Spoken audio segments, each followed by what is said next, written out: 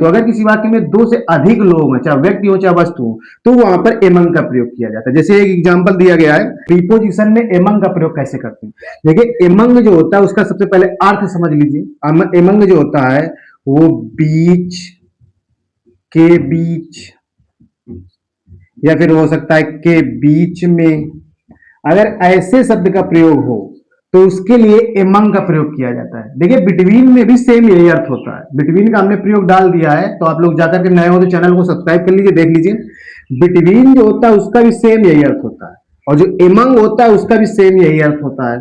लेकिन अंतर क्या होता है, बिटवीन को हमने बताया था दो लोगों के लिए, दो व्यक्ति या वस्तुओं के लिए बिटवीन आता है, लेकिन एमंग में नहीं ऐसा होता है। एमंग का प्रयोग बीच, के बीच या के बीच अर्थ में दो से अधिक व्यक्तियों या वस्तुओं, यहां पे लिख लीजिए दो से अधिक व्यक्तियों या वस्तुओं के लिए प्रयोग होता है। बात समझा गई।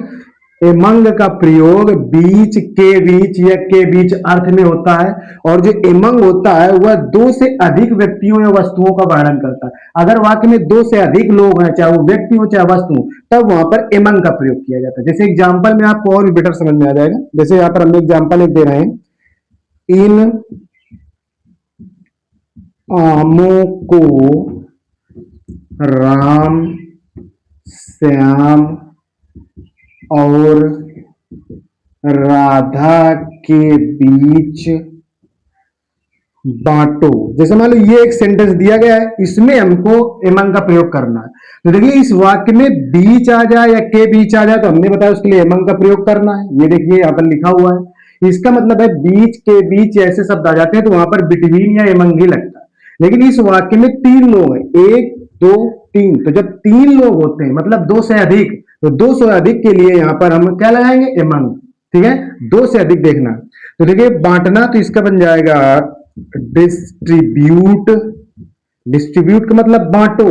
अब क्या बांटना है, इन आमों को, तो दीज मैंगोज, दीज मैंगोज। अब किसके बीच बांटना है, राम, श्याम और राधा, तो बन जाएगा एमंग। अब एमंग आएगा, बिटवीन नहीं आएगा, क्योंकि बिटवीन अगर दो लोग होते, मान लो राम ना होता श्याम और राधा, तो फिर बिटवीन हो जाता श्याम एंड राधा।